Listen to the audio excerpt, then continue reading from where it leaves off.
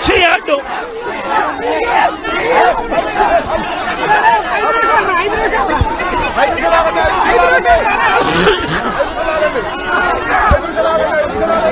సచివాలయానికి చంద్రబాబు నాయుడు గారి సచివాలయానికి చంద్రబాబు నాయుడు గారి ఇంటికి గుంటూరు మిర్చి యార్డు ఎంత దూరం?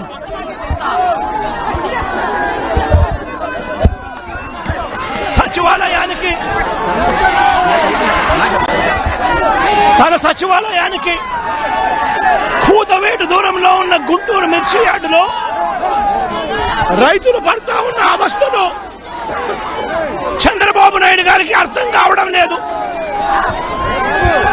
చంద్రబాబు నాయుడు గారికి రైతుల కష్టాలు కనిపించినా కూడా చంద్రబాబు నాయుడు గారి కళ్ళు మూసుకొని రైతులను కష్టాల పాలు చేస్తా ఉన్నాడు. ఈరోజు ఇదే గుంటూరు మిర్చి యార్డులో రైతులు పండించిన మిర్చి పంటకు కనీసం 10-11 వేల రూపాయల డబ్బులు కూడా రావడం లేదు. రైతులు కష్టపడి తాము పండించిన పంటను అమ్ముకోలేని పరిస్థితిలో రైతులు ఈరోజు ఉన్నారు. రైతులకు ఈరోజు ఒకవైపు తెగుళ్ల వల్ల రైతులకు ఇవాళ పంట కూడా మామూలుగా 20 క్వింటాళ్ళ పైన రావాల్సిన పంట ఈరోజు 10-15 క్వింటాళ్ళకి పడిపోయిన పరిస్థితులు కనిపిస్తా ఉన్నాయి. మరోవైపున రేటు చూస్తే నిరుడు సంవత్సరం అంటే వైఎస్ఆర్సీపీ ప్రభుత్వ హయాంలో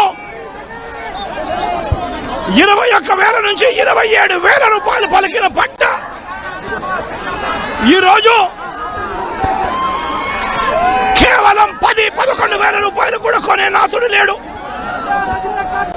రైతులకు పెట్టుబడి ఖర్చులు కనీసం 1,50,000 రూపాయల నుంచి 2 లక్షల రూపాయలు ఖర్చు అవుతా ఉంది.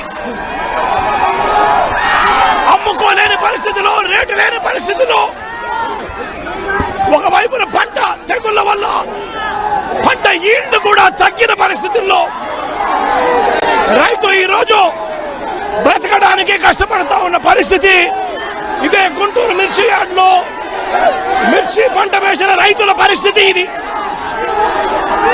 రాష్ట్ర వ్యాప్తంగా ఏ పంట తీసుకున్నా కూడా కందులు గాని, మినుము గాని, పెసరు గాని, టమాటో గాని, పత్తి గాని, ఇలా ఏ పంట తీసుకున్నా కూడా రైతులకు గిట్టుబాటు ధరలు రాని పరిస్థితి ఈ రోజు ఈ రాష్ట్రంలో కనిపిస్తా ఉంది.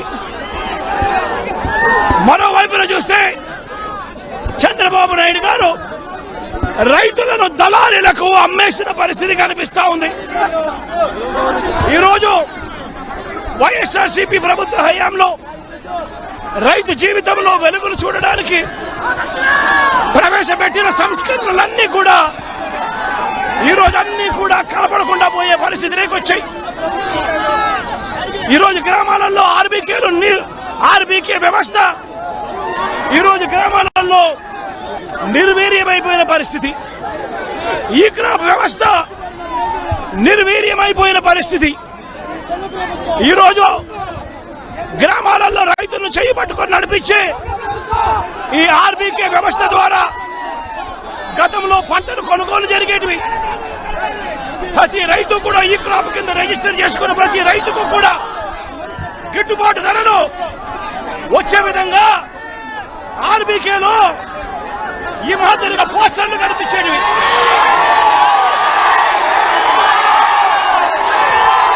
ప్రతి ఆర్బీకేలో కూడా ఈ మాదిరిగా పోస్టర్లు కనిపించేవి.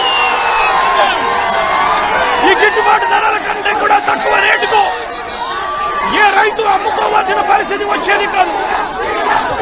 ఒకవేళ అమ్ముకోవాల్సిన పరిస్థితి ఏ రైతుకైనా ఉంటే ఆ రైతు ఆర్బీకేకి వచ్చి రిజిస్టర్ చేసుకుని 1907కు ఫోన్ చేస్తే చాలు, ఆ రైతులకు వెంటనే ప్రభుత్వం జోక్యం చేసుకుని పంటలు కొనుగోలు చేసే పరిస్థితి. ఆ రోజుల్లో ధాన్యం ప్రొక్యూర్మెంట్ కు 65,000 కోట్ల రూపాయలు ఖర్చు చేసి ధాన్యం కొనుగోలు రాష్ట్ర ప్రభుత్వం రైతులకు గిట్టుబాటు ధర ఇప్పించే కార్యక్రమం చేస్తే ఈ రోజు ధాన్యం కొనుగోలులో ఏ రైతుకు కూడా కనీస ధర రాలేదు. ప్రతి ఇతర పంటల కొనుగోలుకు వైఎస్ఆర్సీపీ ప్రభుత్వ హయాంలో 7,000 కోట్ల రూపాయల పైచీలకు ఇతర పంటల కొనుగోళ్ల కోసం ఖర్చు చేసి ప్రతి రైతును కూడా ఆదుకునే పరిస్థితి మా ప్రభుత్వంలో ఉంటే ఈ రోజు రైతులకు గిట్టుబాటు ధర ఇప్పించాలన్న ఆలోచన లేదు. ఆర్బీకేల ద్వారా కొనుగోలు చేయాలి అన్న ఆలోచన లేదు. ఒక నంబర్ ఫోన్ కొడితే చాలు ప్రభుత్వం స్పందిస్తుందన్న నమ్మకం ఈ రోజు రైతుల్లో కూడా కరువైపోయిన పరిస్థితులు ఈ రోజు రాష్ట్రంలో కనిపిస్తా ఉన్న పరిస్థితులు. ఈ రోజు ప్రతి వ్యవస్థ కూడా నిర్వీర్యమైపోయిన పరిస్థితి.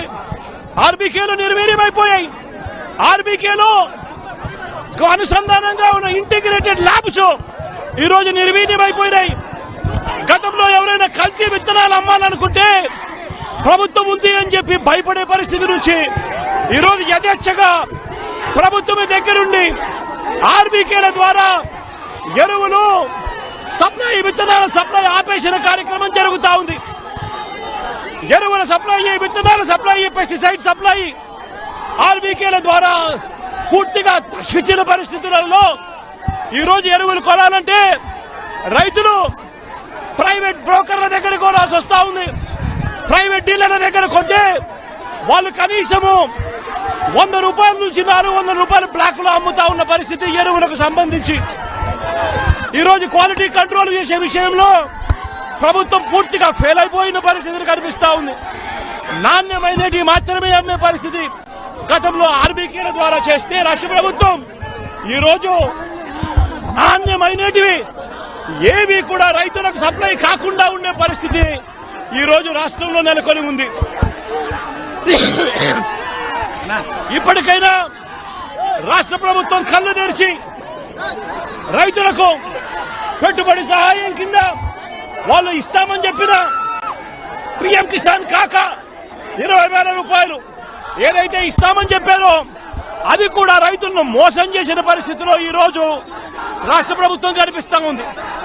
రైతులకు ఈ రోజు 0 వడ్డీ రాని పరిస్థితి ఈ రోజు రైతాంగం మీద కనిపిస్తా ఉంది.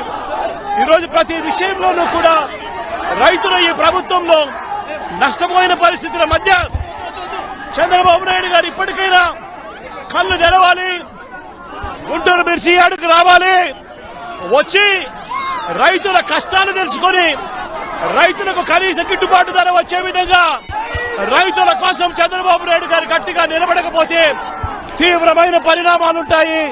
రాబోయే రోజుల్లో రైతుల తరపున చంద్రబాబు నాయుడు గారిని హెచ్చరిస్తా ఉన్నాం. ఈ రోజు ఇక్కడ కూడా పరిస్థితి ఏమిటి అంటే ఒక ప్రతిపక్ష నాయకుడు ఇక్కడికి వస్తున్నాడు అనంటే, రైతులతో మాట్లాడే ప్రయత్నం చేస్తున్నాడు అనంటే కనీసం పోలీసుల భద్రత కూడా చంద్రబాబు నాయుడు గారు ఇవ్వని పరిస్థితి. నేను ఇదే చంద్రబాబు నాయుడు గారికి చెప్తా ఉన్నా, ఎల్లకాలం మీ ప్రభుత్వం ఉండదు. రేపొద్దున ప్రతిపక్షంలో మీరు కూర్చున్నప్పుడు ఇదే మాదిరిగా పోలీసు భద్రత మేము తీసేస్తే ఎలా ఉంటుందో ఒక్కసారి ఆలోచన చేసుకో చంద్రబాబు.